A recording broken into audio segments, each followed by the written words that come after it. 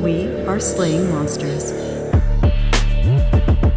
Don't let the ghosts and the ghouls disturb you, darling.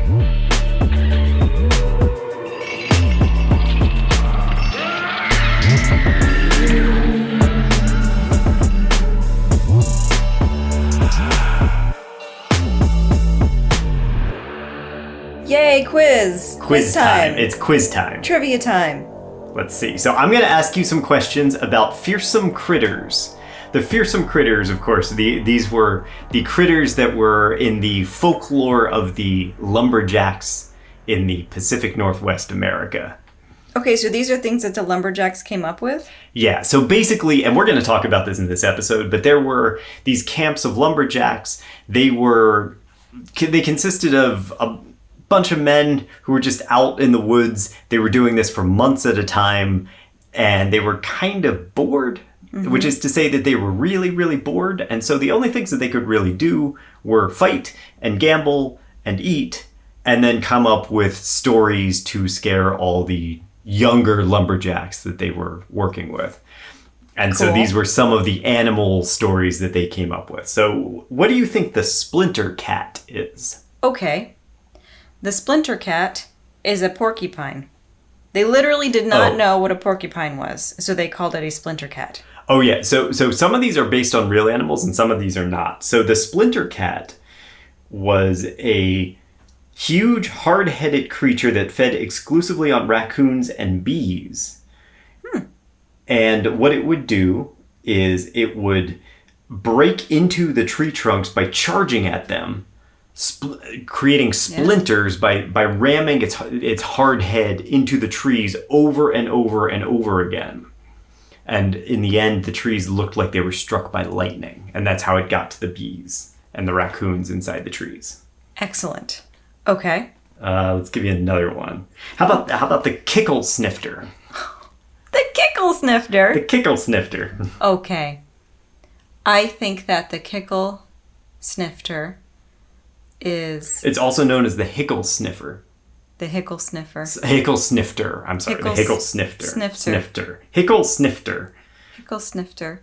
It's a little chicken, and it walks around filling up your glass of whiskey. It is a friendly wood sprite, and it brings good luck to all of the loggers. There actually is no description of that one. It just says that it belongs to a group of fearsome creatures. It doesn't give me anything at all. It's nothing. No. Oh, no. So, I guess you're right in that case. I am right because of absence of evidence. I am right. Is there a hinkle snifter? Absence of information means that I'm right. There is no hinkle snifter. Well, that's disappointing. How about a cougar fish? A cougar fish? Cougar fish, yeah. Okay, well, these were men. They were lonely in the woods. I Right, think the cougar fish was somebody who goes out and fishes for cougars. Oh, like the woman, the older woman type cougar? Yeah, they go out on the town and find themselves a cougar for the night. Well, that would be cougar fishing, I suppose. Yeah. Does this also not have a description? I see no cougar fish. You are killing me.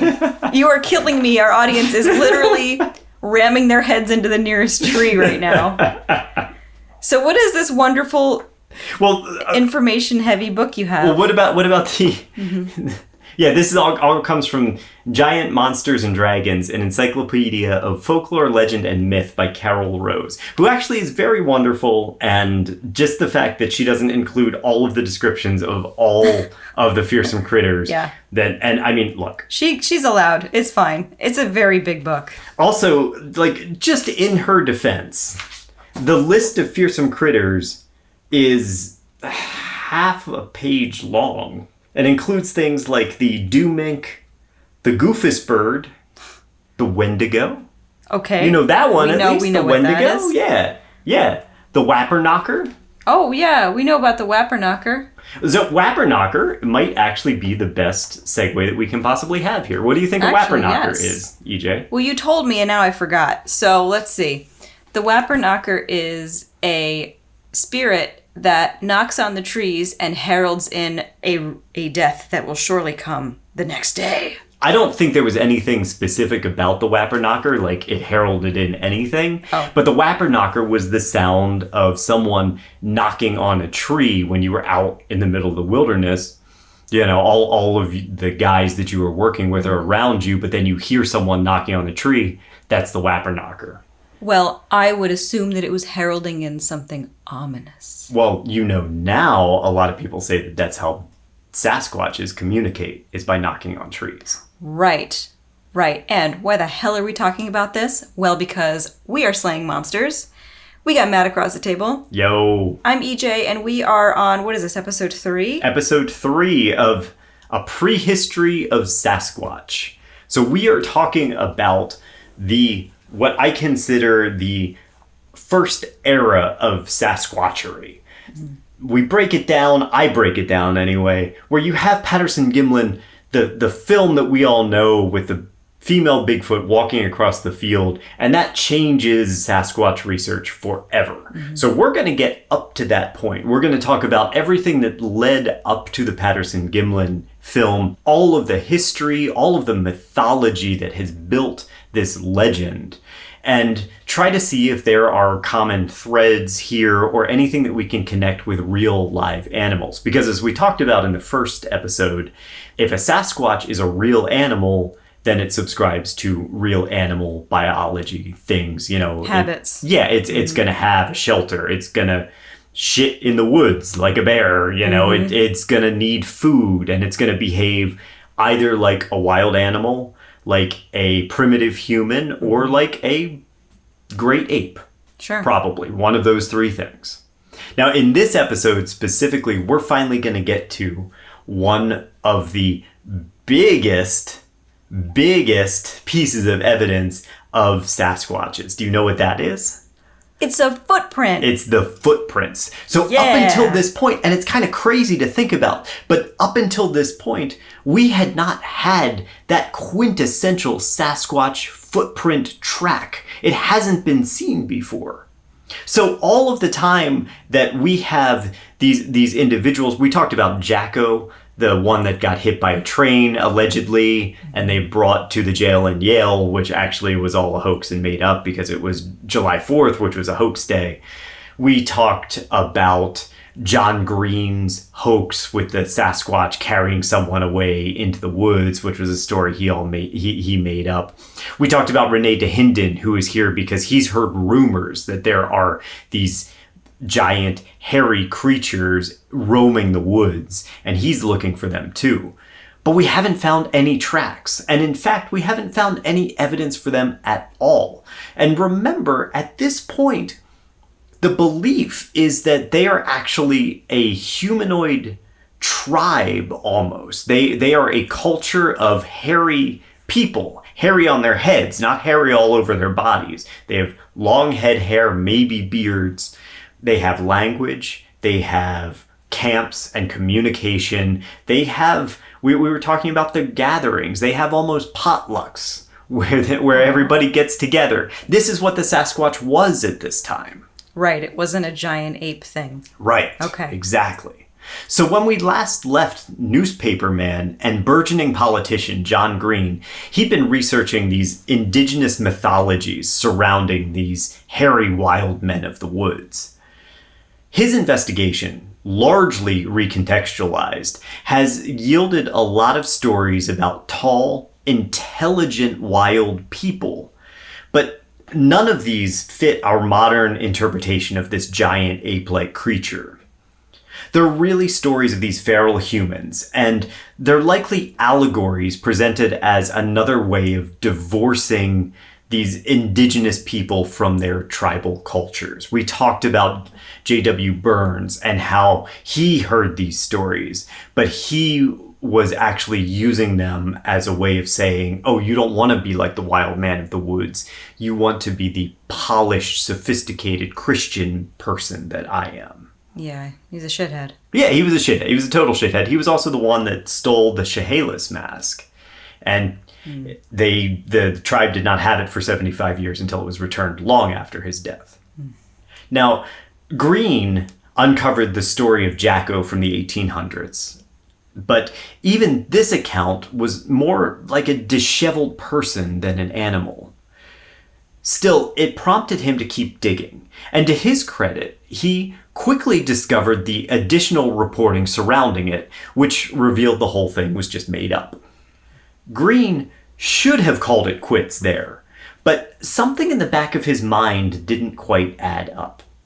So even if Jacko wasn't real, what about all this mythology he keeps hearing?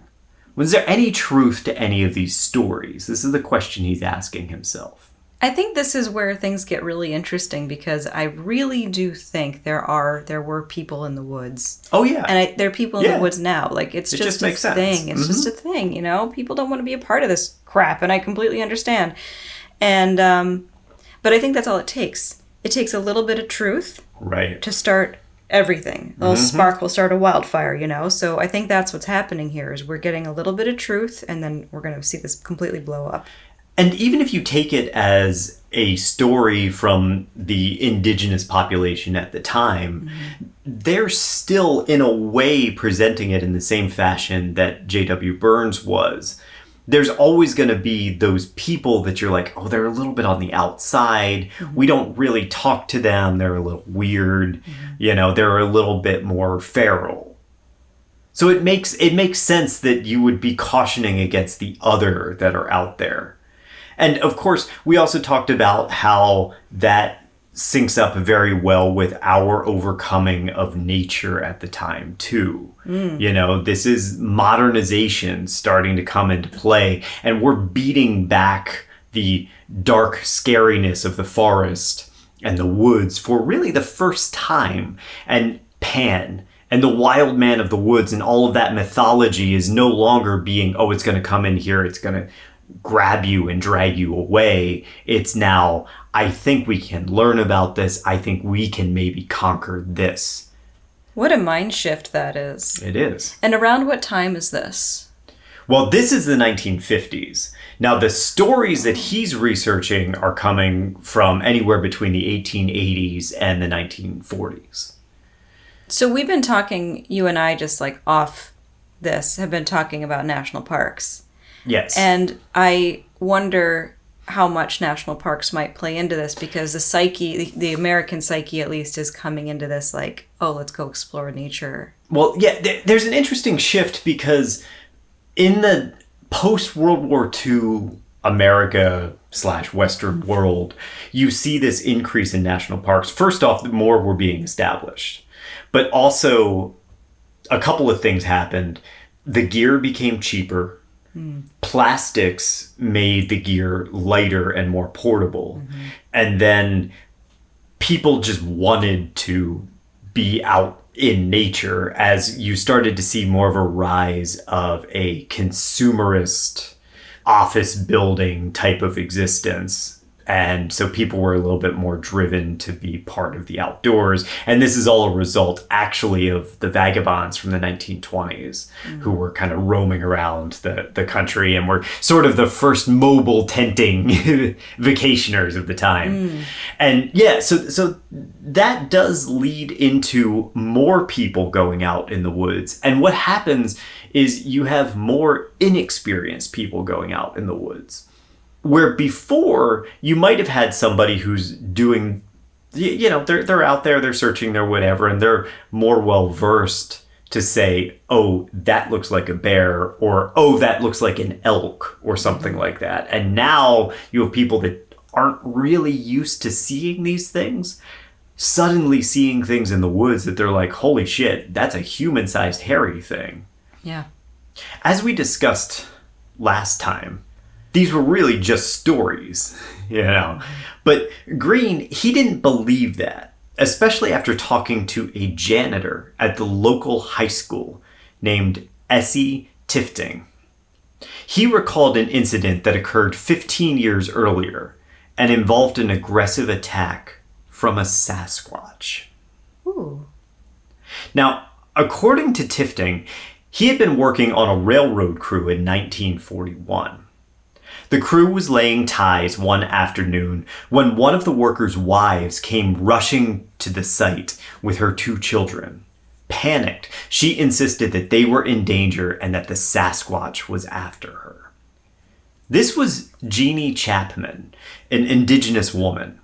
Her husband, George, had been working on the railroad for quite a while, likely all the livelong day. Good one. Finally, able to calm his wife, she recounted this tale. Okay, so she had been inside their cabin, which is an isolated place on Ruby Creek.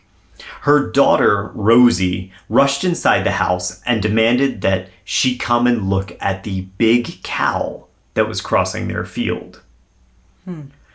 Jeannie saw the animal and insisted that it was, quote, 8 feet tall, all covered with dark hair. It had a flat face, and she, Jeannie, knew that it was nothing like a bear. Whoa. Part of her fright also stemmed from her upbringing, because she believed that seeing a Sasquatch was a sign that death would soon come for her. Chapman took all of this very seriously. This is George Chapman, her husband, took her exactly at face value. And he rounded up the other workers. So now you got a bunch of railroad workers. Jeannie refused to go with them, but the men headed over to his house and they took their hammers and their pickaxes in case they needed to defend themselves. Arriving at the Chapman homestead, they found a barrel of fish overturned. And in the dirt, they found gigantic tracks, which stalked around the house, down to the river, and across the potato patch. At the property's edge, the tracks indicated that the animal stepped over a 4-foot-high fence without even breaking stride. Wow. So these tracks they described as being 16 inches long, 4 inches across the heel, and 8 inches across the ball of the foot, that is. I don't think it's a stretch to say that these men were probably familiar with bear tracks, and these did not look like bear tracks to any of them. Okay. And there were probably a lot of so there's probably a lot of tracks for them to look at. And I would, because my first instinct is, it crossed over its own footprints and it made its footprints look bigger than they are. Sure. But if there are a whole bunch of tracks, then these men can look at all of the tracks together and say, okay, none of these look like bear tracks. Right. Which is an interesting thing. Yes, absolutely. Yeah. So this little incident at a small, isolated cabin in Vancouver is one of the seminal Sasquatch encounters. It didn't make a whole lot of waves at the time, but in later years, the Ruby Creek attack became almost as important as the Patterson-Gimlin film for cryptozoology and Sasquatch research. Makes sense. I mean, that's kind of nuts. Yeah. I am really looking for a reason. I'm looking for a logical explanation for this. Well, right hopefully now. we can present you with really one. hard, yeah. Green himself calls it one of the most interesting and best documented reports in the Sasquatch file. So let's talk about it, okay? Now, remember, this occurred in 1941, but it didn't come across Green's desk until 1957 or 58. That's after he met Renee DeHinden, after he had run his story. You remember he ran his joke story, and then Renee DeHinden showed up and was like, "Where's the Sasquatch?" Yeah. And Green was like, "There is no Sasquatch." And Renee DeHinden was like, "I'm going to find him anyway," and then vanished. And then Green kept thinking about it, kept getting these other reports, and thought, hey, I think there's something here. Green managed to locate the original newspaper clipping from the Daily Province. This was one of the papers that covered the rise and fall of Green's centennial Sasquatch hunt just the previous year. The one that jokingly referred to the prize money offered if the animal was found, quote, dead or with tongue in cheek. The Ruby Creek incident was investigated by Joe Dunn, who was the deputy sheriff out of Washington. Dunn apparently measured and took casts of the tracks, leading to the 16 by 8 measurements. Discovering this excited John Green because that meant that there may be concrete evidence, or at least plaster evidence of this creature. So Green reached out to Dunn only to learn that he had died in the intervening years. One of Dunn's sons recalled the incident and admitted that the plaster tracks cracked at a point and been thrown out. They had actually been using it as a doorstop. Oh my God. Luckily, the son had kept a tracing of the original plaster cast, which he shared with Green, and this confirmed the size of the print, too massive to be a bear. Okay. Or so Green thought. Green contacted a zoologist at the British Columbia Provincial Museum, Ian McTaggart Cohen. And there is not a better mind that you could have put on this subject. McTaggart Cohen graduated from UC Berkeley, where he'd been studying deer. He had been born in Scotland, but he's been living in British Columbia since he was about 3 years old. During his extensive career, he co-authored over 275 articles. By the time he died in 2010, he earned more awards than any other Canadian scientist. Wow. He was also an early proponent of climate change, writing letters and articles warning about climate change as far back as the 1950s. Good man. If only we had fucking listened to him. Yeah, there's a lot of people we should have listened to. Anyway, McTaggart Cohen's probably the best guy you could have had on this investigation. He looked over the tracks, he analyzed the reporting, and he gave Green his theory. What do you think he thought? A bear? He thought it was a bear. Okay. And so Green said, absolutely not. There's no way it's not a bear. What about the size of the tracks? No bear's got paws that big. Do you want to take a guess why the track cast tracing that he had was that big? I have two thoughts. Okay. I think that it's a couple of things. Okay, yeah. I think it's that, was it muddy? Had it rained? Because tracks get bigger as time goes on, especially if it's wet. Yeah, they spread. They spread. Mm-hmm. And then also, like I said before, it could have just been walking over its own footprints. Yeah. Now, in our Lizard Man series, you might remember, we talked really briefly about the way that tracks can kind of get muddled. Yeah. Animals, they don't always walk with the exact same gait, no more than humans do. So with normal walking gait, we call that a direct register in tracking. That puts tracks side by side and a good distance apart, the space between them. And animals like that, if they're moving with great speed and intentionality, they will often do what trackers call overstepping. Dr. Mark Elbrock in Mammal Tracks and Signs says this regarding overstep walks. The rear foot may land in any relation to the front track and still be considered a walk. Because the front foot picks up before the rear one touches down, the rear may land exactly where the front had been, called a direct register, or it may even touch down beyond where the front had been, called an overstep. Overstep, yep. In the book, Dr. Elbrock gives us an example of a polar bear understeps as well, where the rear foot actually lands directly behind the front foot. And that's what I think is going on here. Yeah. Yeah. So in that, and in Dr. Elbrock's example, the tracks are actually overlapping with the front half of the back foot joining to the back half of the front foot. Okay. Does that make sense in your head? Well, yeah. Well, I think it's interesting, though. So my counter to this, Yes. even though I completely agree with him, is, but there were so many tracks. And none of these experts thought that they were anything but not a bear, basically. Yes. However, we only have a cast of one. So we can only look at the one. So we can only look at that one single track. Also, I'll throw something else out. Yes. What if it was multiple bears and she only saw one? It certainly could have been, too. Yeah. That's a good theory, too. I mean, they could have just been stepping all over each other's tracks. And okay, cool. What else did he say? So between this analysis of the tracks and the evidence of the overturned fish barrel, Oh, yeah. McTaggart Cohen concluded that Jeannie Chapman saw a brown bear or a grizzly bear. I have another thought. Yeah. So if she saw its face being flat, Yes. all I can think here is, well, there's probably a lot of possibilities here. Yeah. But the first thing I thought when you said that was, what if the bear had a problem with its face? Like, what if it had gotten into a fight? Yeah. Or, just something mangled its face to flatten it? That's my thought. Totally could have. Yeah, totally could have. It's interesting. We talked in the Salvo Man-Eaters series about how sometimes animal behavior shifts because of an injury. Yeah. And so if this bear had some kind of facial injury, it's possible that that would drive the bear to be a little bit more daring when it comes to like a civilization. And if you have a fish barrel out there, the bear's like, oh, cool, easy food. Normally, bears they dig through the ground, through the dirt to try to get grubs and insects and chipmunks, things that live under the ground.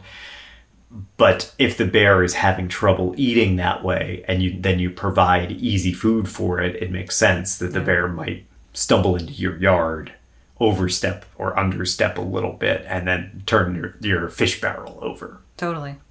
Interestingly enough, a brown bear was the original conclusion from the province's article in 1941, which said, quote, "It turned out in the end to be a bear, but a huge one." Wow. And it could have been standing up on its 2 feet sniffing. Absolutely. Sniffing Yeah, absolutely. Yeah, curious. Mm-hmm. And this should wrap up the entire thing. Sure. But it leaves the big question, why didn't Jeannie Chapman call it a bear? Yeah. Why did she, as reported in the article, describe it as, quote, 10 feet hairy with a human face? I suspect all of this comes down to culture and upbringing. Now, remember, Jeannie was an indigenous woman, and I can't seem to find any definitive tribe, but she did live in the Pacific Northwest, a region inundated by legends of the Zunukwa and the Bukwoos that we talked about in the last episode. It's not hard to believe that someone who's grown up hearing these stories of child-eating monsters immediately jumped to that when her child comes to her and says there's something in the yard, instead of thinking of a bear right away. But the kid didn't say that there was a bear. The kid said there was a big cow. That's adorable, first of all. Well, yeah. There's a big cow. I mean, that is the cutest thing I've ever heard. There's a big cow. But so everybody's scared. It's heightened. The children could be in danger. Very very intense situation. Yeah. For anybody. Yeah. Yeah, and she's worried that her children are going to be a very tasty snack. Yeah. For this either hairy wild person or maybe an actual animal. Yeah. So the real question then becomes, if we have all this scientific evidence and the researcher who looked at it believes it's a bear, why did John Green, the greatest proponent of the Ruby Creek incident, refuse to believe this obvious evidence? Why did he not believe? Why did he not believe it? Why did he believe that this was a missing piece of the Sasquatch puzzle? Because John Green, encountering this story, said, "Whoa, this is absolutely a Sasquatch here." Okay, so he looked at all the evidence that said this was a bear, and he assumes that it's a Sasquatch. Yeah, he contacted McTaggart Cohen from the university, gave him all of the evidence. McTaggart Cohen came back and said, "It's a bear." John Green said, "No, it's not. It's a Sasquatch." It doesn't matter what he said, right? It didn't matter. He already made up his mind. Yeah. I think it may partially be because he kept seeing more and more reports from locals about these strange creatures. The most famous of these was a man named William Rowe, who claimed to have seen a Sasquatch in British Columbia.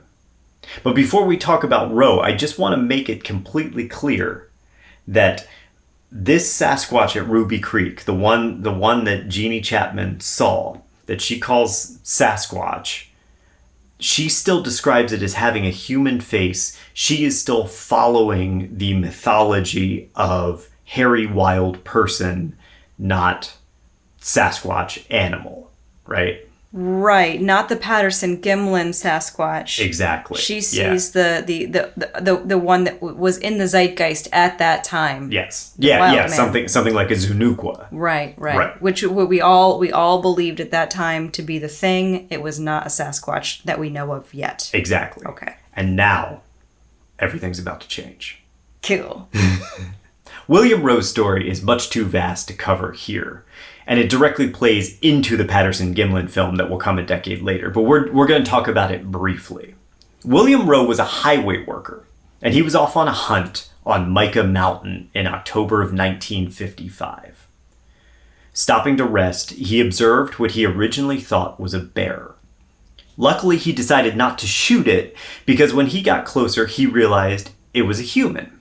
But then as he watched it, it seemed less and less human-like. According to Rowe, the creature was, quote, covered from head to foot with dark brown silver-tipped hair. It didn't see him at first as he observed it, but he recognized a surprising feature as he watched. It had breasts. So this creature was evidently a female. Holy crap. And that's why Patterson-Gimlin made it a female. Well, yeah. So we can jump into all of this, but of course Patterson-Gimlin, Patty, the famous Sasquatch from that video, is a female. She has breasts. She has hairy breasts on her. And that is exactly what Rowe reports seeing in 1955. Now, it takes well over a decade for Patterson to jump on this bandwagon, and he goes out, and the story goes, and we're getting way off the rails here, but just for the perspective of it, Patterson originally set out to make a documentary about Sasquatch. And he claimed that in the course of making this documentary, he actually saw a Sasquatch in the woods and filmed it. And it just so happened that he also saw a female Sasquatch crossing a field, much like William Rowe did. Now, as Rowe watched his Sasquatch, it squatted and it chewed on branches. He estimated it was about 20 feet away, and he could very clearly see and describe it. He said the head was higher at the back than the front. So kind of that sloping head that we associate with... It's like gorillas have gorilla. that. Yeah. The nose was broad and flat. The lips and chin protruded farther than the nose. But the hair that covered it, leaving bare only parts of the face around the mouth, nose, and ears, made it resemble an animal as much as a human. After observing this creature for some time, it caught Rowe's scent, and it stood up and uttered a sound that Rowe described as a half laugh, half whinny. And then it disappeared into the brush.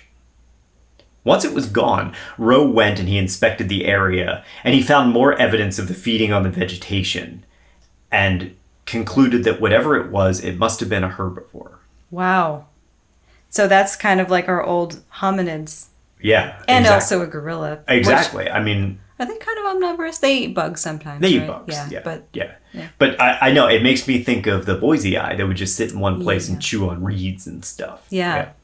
So this encounter was all written up in a 1957 affidavit that Rowe sent to Green at Green's request. So Green encountered the story, reached out to Rowe, said, hey, would you actually officially document this? And Rowe was like, yeah, sure, and sent it over. Rowe's story is maybe one of the most important in all of Sasquatch history, with Daniel Loxton and Donald Prothero saying, to a profound extent, Bigfoot lore stands or falls on Rowe. If true, Rowe's story remains among the most detailed and informative close-range sightings of an undiscovered primate. So cool, man. And this is the first time. So Rowe is the guy who's here saying, I saw a primate. He says himself, it resembled as much an animal as a human. So up until this point, even Ruby Creek in 1941, we're still talking about hairy wild men, hairy wild people. And then all of a sudden, Rowe is here and he's like, I saw a female creature, a female animal that was behaving like an animal, looked to be more animal than person to me. So he had nothing influencing him to think this way. Nothing. So this is very interesting. This is compelling to me because he had no cultural thing before this. Nothing.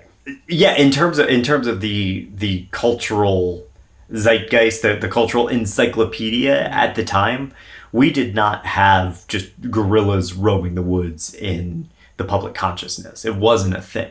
Yeah. Yeah. And this came to mind when you were talking about it. What are the chances, though, that this could have been somebody's exotic pet that got out? It's that maybe. Yeah, maybe. So what's interesting and is an important thing to point out with Roe and also with Patterson-Gimlin is that primates do not have hair on their breasts. They don't? They don't. Huh. Yeah, they don't. So that's a weird detail that seems strangely inaccurate. Yeah. One of the most perplexing parts of the Roe encounter is how mysterious Roe himself was. Green never met him and first heard about his story on a radio show when Roe was interviewed by Jack Webster. As far as we know, these two men, Webster and Green, are the only ones who ever talked to Roe about his encounter at all. By the time Green started writing on Sasquatch in earnest, Roe had died, and the two of them never formally spoke. That leaves us with nothing but Roe's affidavit and his bizarre story. No way, no location of the sighting, no corroborating evidence. It's all just hearsay. Now, I will say that thanks to the modern internet and findagrave.com, I was able to find Roe's gravestone. It's definitely him, as he was born in Michigan and died in Alberta in 1963. All things that Green confirmed. It doesn't seem like he ever married or had children, and his oldest sibling died in the 90s. It seems like Roe's story is doomed to be just that. A singular encounter, largely unprovable either way. And that's one of the consistently frustrating things about Sasquatch in general. There's just so little verifiable evidence. This isn't the Minnesota Iceman, where we found the dummy that was exhibited and you can look at it, right? Yeah. Roe reported something, never profited off of it, never seemed to gain anything from his story at all, and died without fanfare or legacy. And yet is still one of the most influential stories in the Sasquatch canon. And he inadvertently changed the paradigm. He did. And that's also very compelling to me. Almost single-handedly. Why? Like, if he was hoaxing, if this was all just some hoax, why? Like, William Roe is one of the strangest stories and the most baffling stories for me. Yeah. There's a lot in this, and I mean, you can tell as we're going through that you're like, okay, well, bear, understep, overstep, well, there's your tracks at Ruby Creek. You know, culturally, she was probably inclined to see a Sasquatch, believe a Sasquatch, all of these things. Roe is the one where I'm just like, I have no idea. It doesn't make any sense to me. I have no explanation for what he saw and why. And if he lied, there's no reason for it. He didn't gain anything from it. It doesn't make sense. The most significant part of Roe's sighting, as we've been talking about, is that he never reported a human. Whatever he saw that day was entirely an animal, from appearance to behavior. You know, it squatted down and started chewing on branches. Roe is really the first person to divert from the stories that we've been talking about, long-haired wild men, and conflate Sasquatch with an actual animal, something more akin to a bear or an ape. And he wasn't saying like half man, half animal. He was saying animal. Animal. First he saw it, he was like, oh, that's a bear. Then he said, oh, that's a person. Mm-hmm. And then when he got close and it got closer to him, he said, no, that's definitely an animal. Okay, yeah. So we will go more into depth on the Roe encounter and its influence on Sasquatch research in subsequent series. But it's just one of those rare places in Fortean research that leaves me completely baffled. I honestly don't know what to make of this story. I can say that Yeti reports were in the news. Remember, Dahinden heard about them. Yeah. And Roe may have wanted to throw his own hat into that ring, but I honestly can't figure out why or to what end. He did one interview, right? He did one radio interview and then he sent Green an affidavit. I mean, he clearly wasn't after anything. Money or notoriety. And so if he wasn't pulling Green's leg, what the hell did he see? I think he saw something. Based on nothing, but I think he saw something. I think we'll never know. Yeah. Yeah. Either way, Roe's experience started to change Green's mind. But the thing that really shook the foundation of his belief was a set of tracks on a logging site in Bluff Creek, Northern California. We will talk much more at length about all of this when we discuss the Patterson-Gimlin film. But for now, let's talk about the strange beast that lurked in the Pacific Northwest in the 1950s. The logger. So scary. Okay, so for the first half of the 20th century, timber was emerging as this major industry in the Pacific Northwest. You're talking a region that's known for its massive, old-growth trees in the Washington Cascade mountain ranges. Established into a real industry in the early 1900s, Washington State quickly became the largest lumber producer in the country, employing 2/3 of Washington's population as loggers and boasting almost 200 timber companies. That's a lot of trees dying. Yeah. That's really sad. Yeah. So these men, they were a very different breed. They sound like a lot of fun. It's kind of like, to me, it's like a modern day pirate ship thing. It's a little bit. Yeah. I mean, any of these times where you take groups of people and you isolate them and they just sort of develop their own culture. Yeah. It's that microcosm. Yeah. Like, get out of the regular society and do something else, and just, it'll change you. Yep. The rules are gone. The laws are out the window. You're on your own, Yeah. As explained by the Seattle PI, the lumber workers were rough men, living isolated lives with 1 foot in the wilderness and 1 foot in a modernizing America. They stayed at logging camps in the middle of the woods. They slept in bunkhouses crammed so tight that you had to crawl into bed and only had 1 canvas bag for your possessions. God. Their workday was 10 hours long with 15-minute meal breaks. And during these meal breaks, talking was outlawed. Yeah, so that they could work, they could get back to work, right? Yeah, the assumption was that idle chit-chat hurt productivity. So silence was enforced by your foreman. I just gotta say, this is some bullshit, because they were cutting down trees and wood and sending it out, and they had bunks that were so bad that you had to like crawl into them, and they were so tiny. Like, they had all of this resource to make themselves their nicer beds and nicer situations, but these poor guys couldn't have that. They had to give it to other people. Also, come on. It's such the story of American capitalism. Oh my God, where you have this gigantic industry that's bringing in so much. Well, it's at the time was one of the biggest industries in the entire country. And the workers had like these shitty little beds. Yeah. Yeah. Yeah, they're probably made out of pine too. They were definitely made out of pine. Cheap ass pine. There's something really uncanny about the image of 15 to 20 men sitting on cut trees, wolfing down 9,000 calories, accompanied by nothing but the sounds of nature around them. That's really cool. Yeah. This is a frontier life supplying a modern commodity.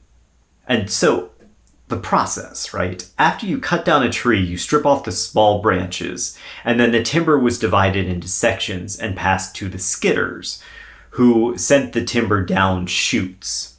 Dealing with these massive trees is incredibly dangerous, and avalanches of cut timber were a common threat.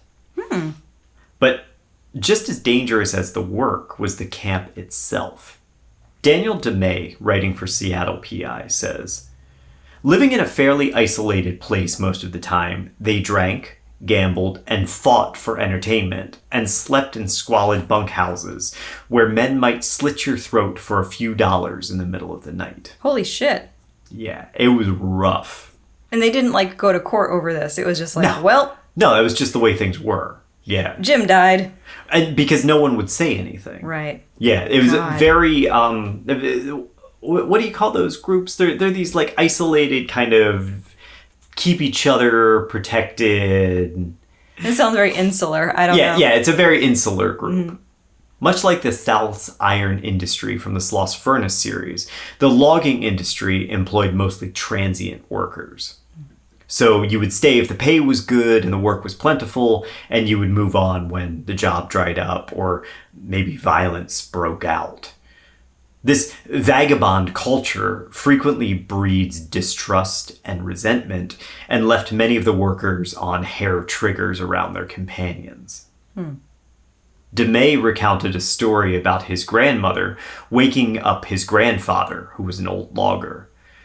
Coming to consciousness, his grandfather's first instinct was to defend himself, and he knocked the poor woman out cold. Holy crap. Yeah. You'd think that there would be this camaraderie. There was Like, no camaraderie. This is great. Like, you and I, we have worked in terrible Yeah. jobs. Yeah. And, like, our coworkers have become our best friends.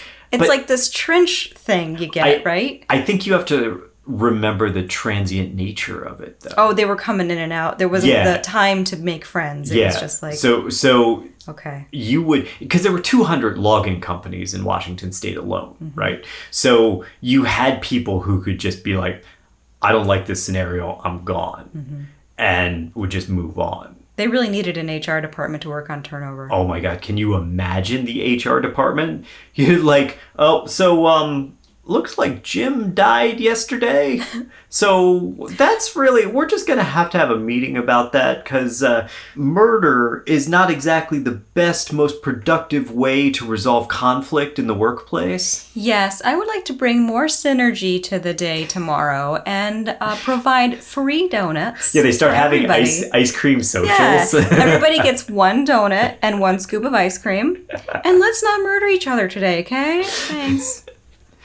DeMay explains that his grandfather's violent reaction wasn't actually out of anger or violence, but was involuntary. It was just bred into him through years of brutal work in these dangerous environments. To pass the time in the wilderness, these timber workers started telling folk tales of what came to be called the fearsome critters. These included things like the hide behind, an animal so thin that it could literally hide behind a tree and snatch careless travelers. Cool. It's like the Slender Man. Yeah, kinda, except not murdering children. Right. I bet it would if it could, though. Probably. Yeah. They talked of the antlered rabbit, the jackalope, and the horny and spiny hodag, or the feral dog that fed on your unattended axe handles. That's the axe handle hound. If you let your axe out overnight, the axe handle hound would come and eat the handle off. Oh, wow. That's really... So they didn't have enough camaraderie because they didn't stick together, but they had enough time to come up with all these interesting tales, which is that's interesting to me. That's how they passed their time. These stories were so prevalent that in 1939, a book was published cataloging them. In the 1950s, construction began on the new California Highway 96, bisecting the Klamath National Forest and running to Willow Creek. This road was part of the modernization industry and would allow more traffic and bigger machinery to traverse the region, leading to a whole infrastructure change in the area.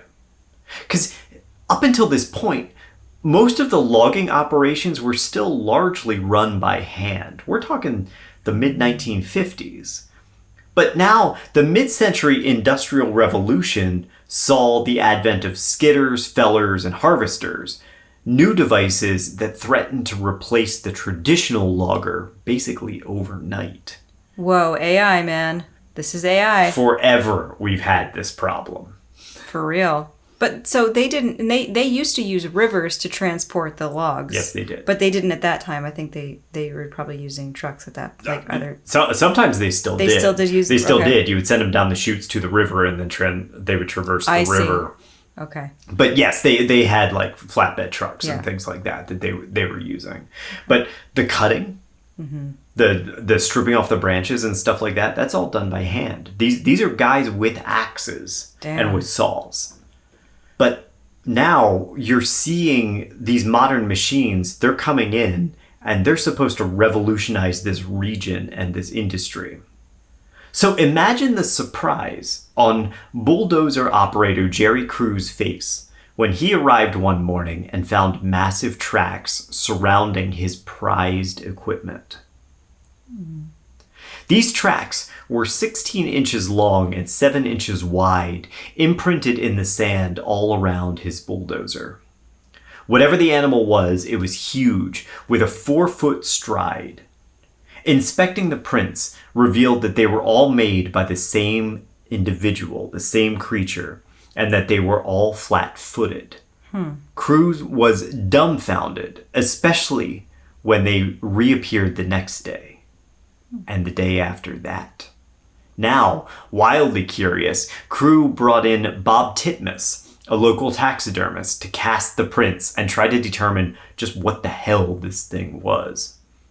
This caught the attention of the local newspaper, the Humboldt Times, which ran a piece on the curious prints and a picture of Crew holding up a cast of a track.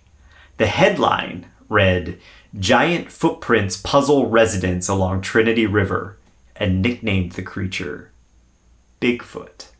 Oh, snap. That's the first time. That's the first time. Yep. Why didn't somebody wait overnight and see what it was, since it was repeatedly coming in? We'll talk about. Okay. Yeah, we'll talk about. Because I would have done that. And that is wholly logical. When John Green saw the newspaper article and the giant track, it set his mind racing. To him, this plaster cast matched the track that he had seen from Ruby Creek, the one that was actually a bare understep, that he didn't believe, of course, right? In Green's mind, that meant that his biologist friend, McTaggart Cohen, had been incorrect and something was actually out there stomping around the construction sites. You know, he didn't believe it when it was first presented to him, but he was still enough to be like, oh, I don't know, it's weird, it's a one-off incident. Suddenly this appears in the Humboldt Times. He says, oh, this isn't a one-off incident. There's more of them. Green hopped in his car and took a road trip, traveling 2,000 miles to the site. Because remember, he's traveling from Harrison Hot Springs in British Columbia. Now he's traveling all the way down to California. Okay. Renee DeHinden wanted to go with him, but he didn't have the proper visa paperwork to leave Canada. Once in Bluff Creek, Green investigated the tracks himself and consulted with taxidermist Bob Titmus. The two concluded that there was no way a human could have made such deep impressions in the surrounding substrate, and the tracks had to come from a heavy, powerful creature. Think of the mindfuck this must have been for Green. Just a few years ago, he was joking about a silly folk tale, and now he's got evidence of a real creature staring him right in the face. Green had been converted into a believer almost overnight.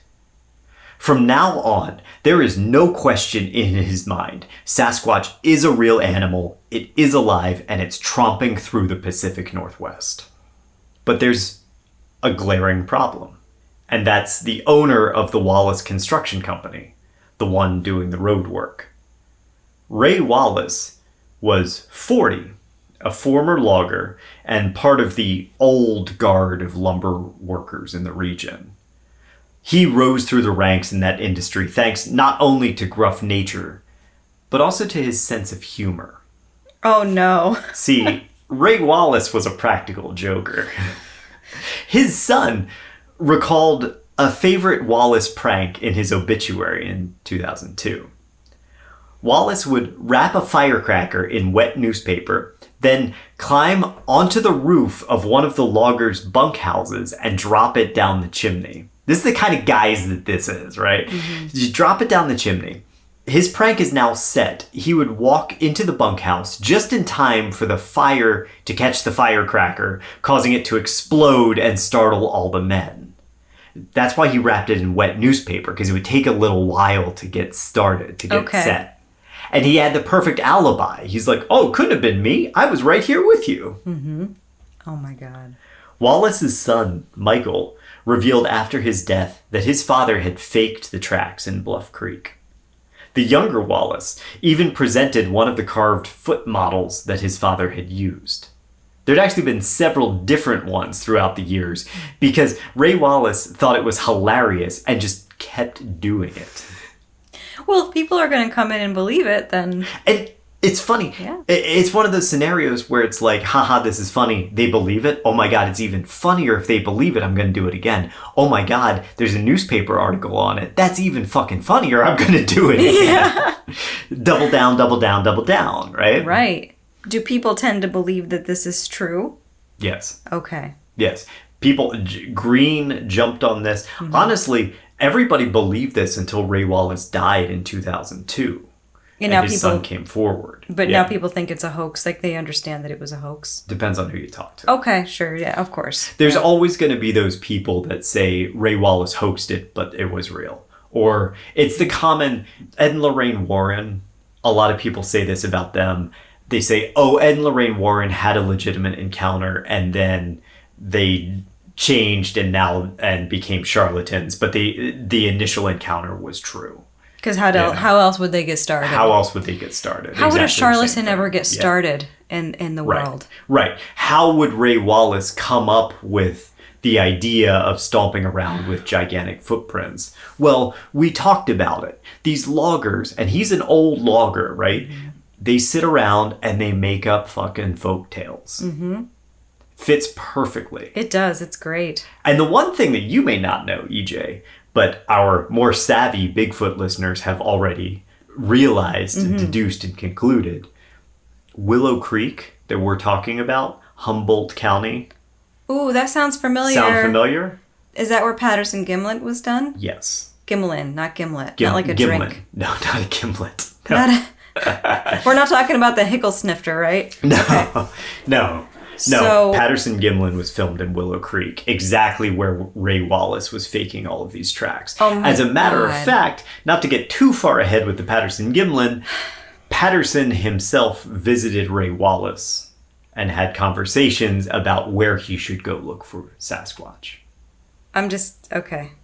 You also might recognize Humboldt County from the excellent Hulu documentary Sasquatch. Oh. The 4-part documentary that we watched about and we're going to talk about this in the next episode, actually. Oh, are but, we? Okay. Yeah, we are. But about the cannabis industry that existed in the region at the time.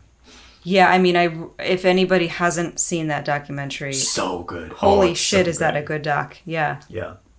So what Wallace would do is he would take these foot models, right? These track models, and he would strap them to his boots. And then he would walk like a Sasquatch, stomping around the sandy areas and creating migratory patterns.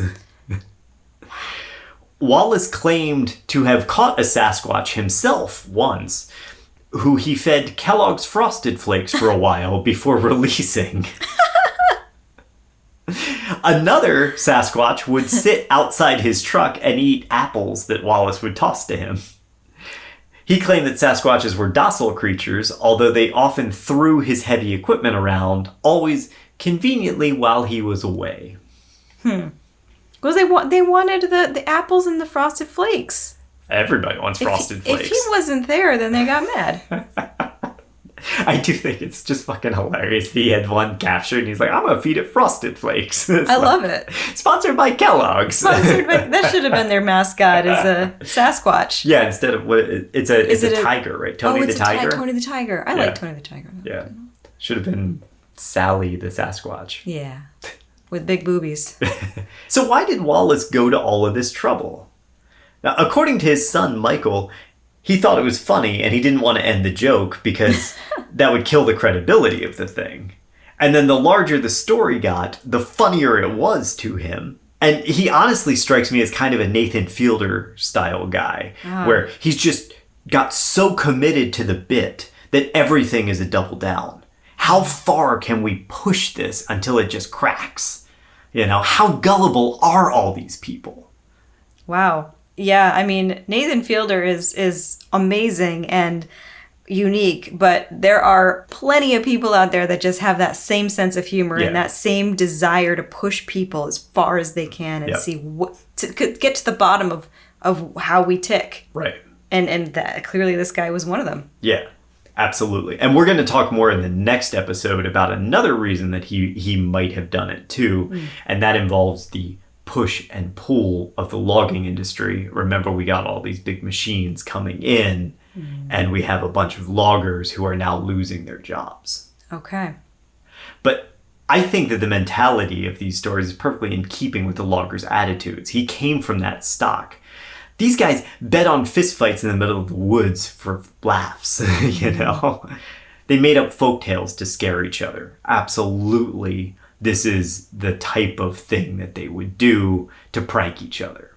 No one was more taken by Wallace's pranks than John Green. This poor guy. He became obsessed, now positive that there was some kind of giant hairy creature out there stalking through the forests.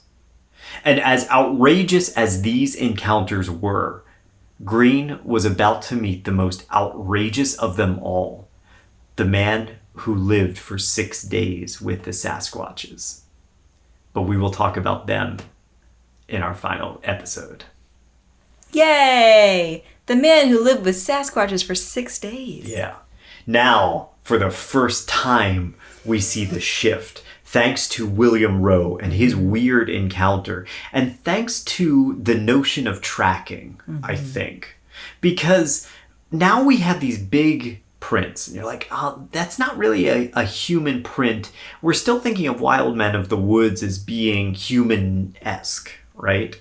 But now John Green has these giant tracks. He has them in 2 different locations. And he's saying, okay, with Rowe's encounter, I think everyone up until this point has been wrong. They have been looking for wild humans. I think we're actually dealing with a wild animal, possibly a primate. Yeah, and it all started at Ruby Creek. Not Creek. Ruby Ridge. No. It's a very different story. story. Very different. Very different story. Yeah. It's really interesting to see how folklore develops. It is. And this is one of the greatest examples of it, I think. Like, we are still building this now as it evolves. Well, now we have interdimensional Bigfoot. Oh, God, don't even. Interdimensional Bigfoot is such a stupid... That triggers you? It's such a stupid idea. I can see, like, you know how, like, Princess Leia, she, like, mentally goes through the universe? Like, you know how in the last... Oh, she floats? Thank you. Yeah. She floats? Yeah. And she, like, is telekinetic or what? She can speak to people through her mind while floating through the universe. Yes. Telepathic. Yes. Thank you. This is how I see the interdimensional Bigfoot. It's just floating through the universe like this, like Princess Leia. Oh, my God.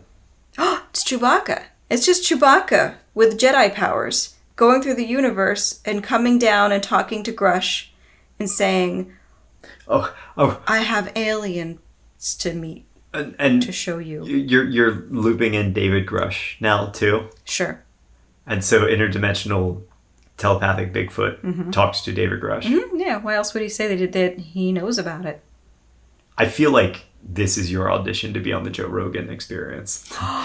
Yeah. You just say that. You're like, interdimensional telepathic Bigfoot has been talking to David Grush. That's the one who gave him all of the ideas. And I support RFK. Yeah. And boom, there you go. Yeah. Joe Rogan. We will bring us on your podcast. Exactly. Oh my God. Oh man, yeah. I hope he calls me because I think I could ruin him. I think I could break that. Break his brain. I'll break his brain. If you challenge me to do it, I will do it. Oh, man. Yeah, interdimensional Bigfoot is one of the dumbest theories that I've ever heard. And there are a lot. There are a lot. But that is one of the dumbest. The beauty of interdimensional Bigfoot, of course, maybe we'll talk about it at some point. The beauty of it is that you can just eject all reality, all rules out the window, and it can just be anything you fucking want. So if it becomes, you're like, interdimensional Bigfoot? Yeah, it's telepathic. But yeah, it eats Frosted Flakes. Sure, why not? Why don't you see its poopies? Because it poops in the 5th dimension, bitch. That does fix all of the problems. It does. It opens up a little bit of air, like space. It goes, and then it closes it, and it keeps on walking. Amazing. And they say Frosted Flakes has good fiber content, so they would need to access the 5th dimension to go poop. I'm just saying this is all coming together. Joe Rogan, come and get me. Call me up. I also want to point out that so far in our Bigfoot diet, so if you ever have a Bigfoot over, a Sasquatch over to your house and you want to feed it, thus far we have learned bacon, right? Oh yeah, bacon. Bacon, frosted flakes, apples, sticks from Roe. It was eating sticks. Anything else? I don't know. Beef jerky? Oh, well, beef jerky is the Jack Link's thing. Is that the mascot? Yeah. Is it? Yeah, I don't remember Sasquatch. seeing the Sasquatch on the Jack Links, but maybe I'm wrong. Okay. Yeah. And then it drinks Kootenai beer, as we learned. Right. I like its diet. Even though I'm plant-based, I don't have to agree with the Bigfoot's principles. That's true. Yeah. It's also funny. It's funny because Roe determined that it was herbivore. Oh, yeah. But Bobo claims that it eats bacon. Also, Moneymaker, Matt Moneymaker said that it eats deer entrails. Remember, it cuts the deer open from the stomach. Any port in a storm. So anyway, we're watching this mythology build. We're seeing how this happens. And in the next episode, we're going to talk about Albert Osman, the person who was kidnapped by a Bigfoot. And then we're going to bring this story up to set the stage that Patterson and Gimlin pick up and then run with. And we'll see the entire thing shift and become the modern Sasquatch that we now think of. Well, very good. Thank you. Yes, thank you all so much for listening. Don't go into the woods without frosted flakes. Yeah. Or an apple. We are not sponsored by Kellogg's, but we probably should be. Right.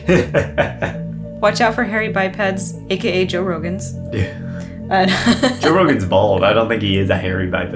I think he should watch out for me and my craziness. Yeah, he should.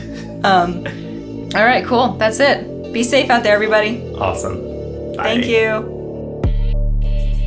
Thanks for listening to Slaying Monsters, the Paranormal History Podcast. If you like the podcast, there's a couple ways to show your support. You can tell your friends, you can leave us a rating and review on your podcast platform, or you can head over to slayingmonsterspodcast.com and click on the Support Us button to leave a donation. For questions, suggestions, and other feedback, reach out to us, slayingmonsterspodcast@gmail.com, and stay up to date by following us on Instagram @slayingmonsterspodcast. Your support helps us grow, and we are truly grateful to have our listeners and community.